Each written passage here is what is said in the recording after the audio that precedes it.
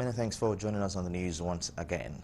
Unknown gunmen have kidnapped Bishop Adiragba of Jeba Diocese, Kwara State, his wife, and their driver along the new Ogbomosho Expressway in the early hours of Sunday. The incident, according to the state's police command, was reported by Reverend Adekunle Adelua at Atiba Divisional Police Headquarters, Oyo.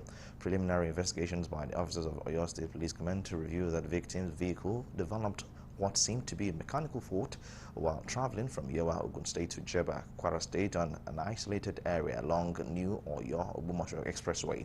The commanding statement by its public relations officer, Dualu Shifeso, said the Deputy Commissioner of Police in charge of operations of the command is in charge of the rescue operations that commenced immediately the incident was reported.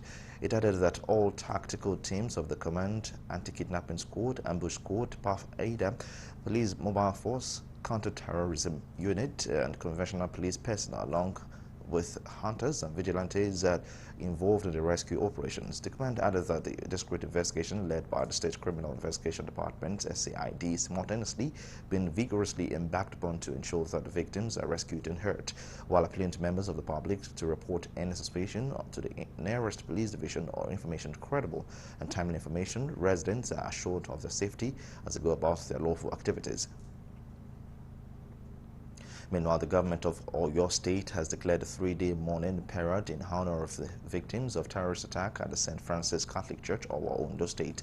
The decision, according to a statement by the Secretary to the State Government, Olubamiwo Adeosun, was in compliance with the communique issued at the end of virtual meeting of the governors of the Southwest State held on June 10, 2022. According to the statement, the governor of Oyo State, Seyi Makinde, has approved the flags fly at half-mast from Monday, June 13, 2022 to Wednesday, June 15, in honor of the slain victims of the Owo Catholic Church attack. During the period, flags are to be flown at half-mast between Monday, June 13 and Wednesday, June 15 at all office buildings and offices.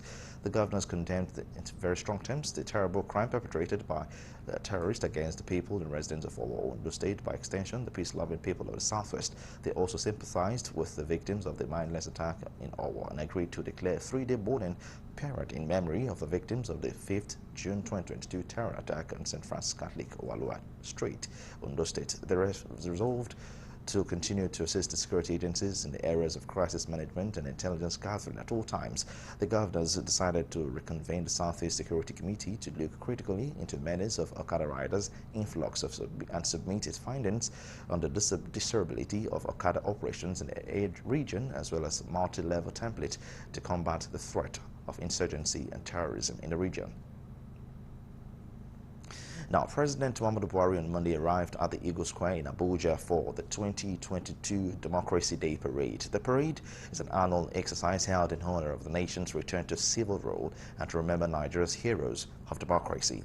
President Buhari's arrival was heralded by a general salute signaling the official kickoff of the exercise in the nation's capital. We are now joined live by correspondent Godfrey Ashimoge, live from the 2022 Democracy Day Parade ground holding at the Eagle Square, Abuja.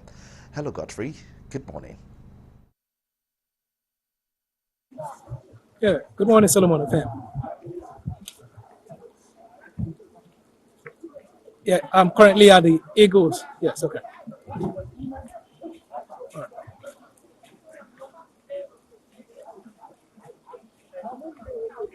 Yes, okay. Good morning once again. Well, this is the very last Democracy Day event President Muhammadu Buhari will be marking in his position as #1 citizen of Nigeria. This is a very significant event. And of course, as usual, the security arrangement has been watertight to ensure that there are no hitches, there are no issues of security concerns at the venue of this very momentous and historic event.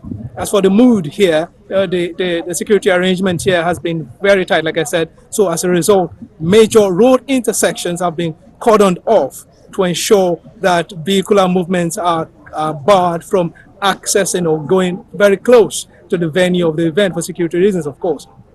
So residents of the FCT have had to walk vast, massive, cover massive kilometers or in trekking to get to their event, to their places of work. Of course, we recall that today has been declared work-free day, but of course Nigerians don't, have to go, have to make ends meet, and of course many have gone to their various workplaces or, their places of businesses to make sure they make ends meet. So they have to now make do with having to trek long distances, as it were, to go to their places of work this morning. That's just the situation right now. I can't say that there's optimism, but those who have spoken off camera have said, well, this has been a recurring situation here in the FCT, where events that are held at the Eagle Square has caused, massive hardship for people who have to cover distances to go to their place of work. Really. All right, just before we let you go, how well has the turnout for civilians been?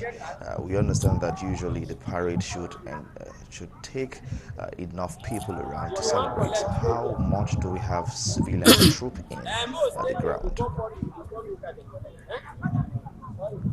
Yeah, of course. There's been much attendance here. Of course, school children are. Of course, the situation has been always been school children coming here to see their president firsthand, and of course, other civilians who have gotten the entry passes to the venue. Of course, many people have gone in there. Of course, the security arrangement, of course, will have to limit the number of people who go in there, of course. So, but basically, there are always civilians who witness this event live, witness civilians cutting across all walks of life, and of course, the diplomatic corps. There's a massive number of civilians at this venue, as has always been All the right, tradition here. Godfrey, thanks for bringing us up to date on situations around the 2022 Democracy Parade at the Eagle Square, Abuja. We link up with you for more updates later in the day.